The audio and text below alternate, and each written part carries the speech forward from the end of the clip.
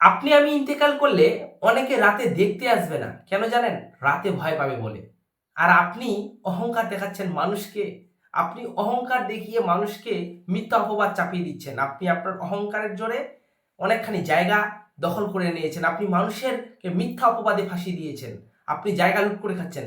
আপনি আজকে আপনার এরিয়ার একটা মেম্বার বা আপনি জাস্ট একটা প্রধান, জাস্ট একটু ছোট্ট একটা ক্ষমতা পেয়েছেন।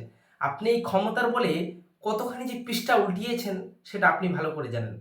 আপনি জনগণের টাকা লুট করে খেয়েছেন। যেই টাকা সরকার থেকে আসে সেই টাকা আপনি মানুষের কাছে এমন জায়গায় বন্টন করেছেন যার কাছ থেকে আপনি ফায়দা পাবেন, বা আপনি সেই টাকা আপনার পেটে ভরেছেন। আপনি কিছু আরাম-আয়েশে থাকার জন্য, আবার আরাম-আয়েশ কার জন্য? নিজের পরিবারের জন্য। মানে সম্পূর্ণ যে নিজের পেটে যাবে তা নয়। আপনি এই সেই আরাম-আয়েশ আবার আপনার ছেলে, মেয়ে, আপনার স্ত্রী এরা ভোগ করবে। আপনি ব্যাপারটাকে বোঝেন। আজকে একটু ব্যাপারটাকে বোঝার চেষ্টা করেন।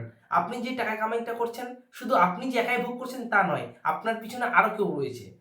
আর স্পষ্টভাবে ইসলামে হারাম যে পরের বা জনগণের হক মেরে খাবে সে জাহান্নাম যাবে। সে জাহান্নাম তো যাবেই যাবে, এবং পরকালে তার হিসাবটা তাকে বুঝিয়ে দিতে হবে। যদি ইহকালে সে তার কাছে মাপ না চায়।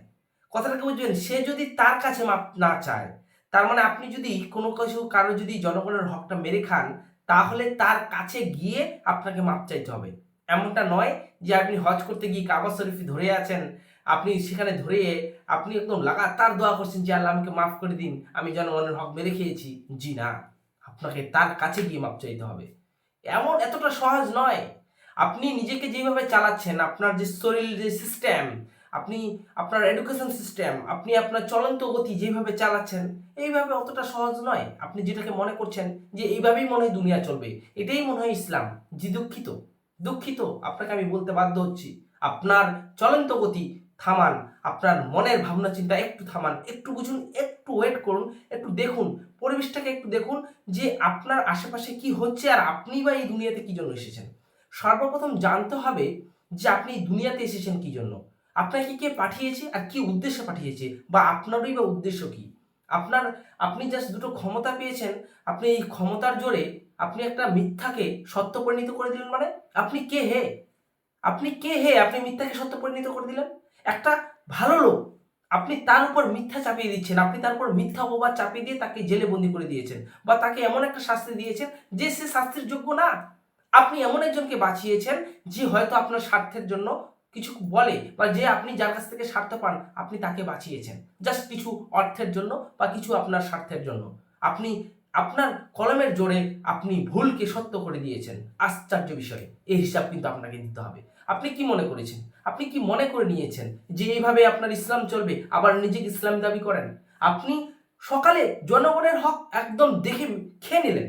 আপনি সকালে যে সরকার থেকে ফান্ড থেকে যে আপনার টাকা এসেছে, আপনি একটা প্রধান, আপনি প্রধান, সেই টাকাটা আপনি নিজের পেটে ঢুকিয়ে নিলেন, বা এমন একজনকে দিচ্ছেন যে তার যোগ্য না।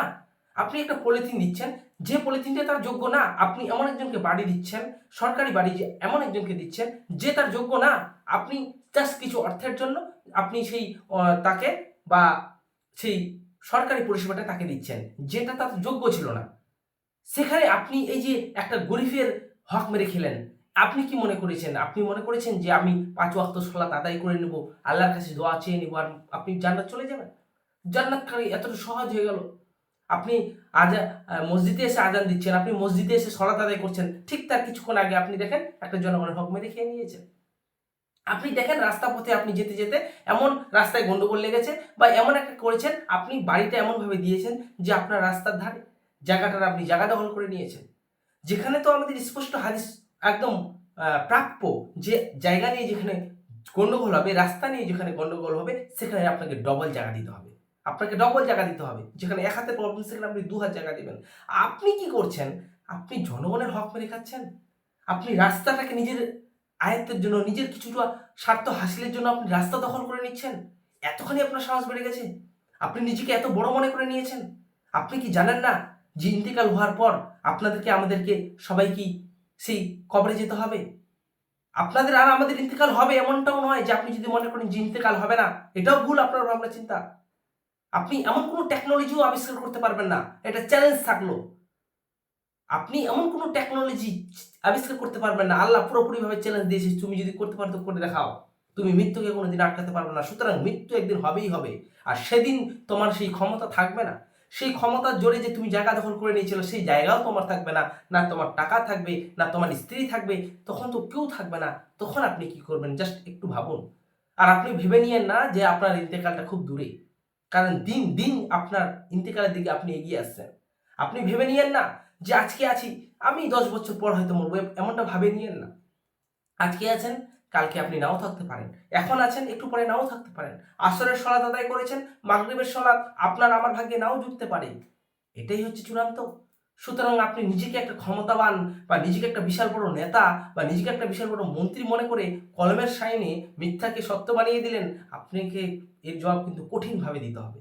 হয় হিসাব আপনাকে ইহকালে বুঝিয়ে দিতে হবে, নচেত পরকালে বুঝিয়ে দিতে হবে। তো সুতরাং অহংকার আপনি দেখাবেন না, যেখানে আপনি আমি ইন্তেকাল হয়ে গেলে আমাদেরকে দেখতে ভয় করবে, কারণ সে রাতে ভয় পাবে বলে। আশ্চর্য বিষয়, ভাবেন। সুতরাং আপনাকে যতই বড় লোক হন, আপনি যত বড়ই ক্ষমতাশালী লোক হন, আপনাকে দেখে ভয় করবে সবাই সেদিন যেদিন আপনার ইন্তেকাল হয়ে যাবে।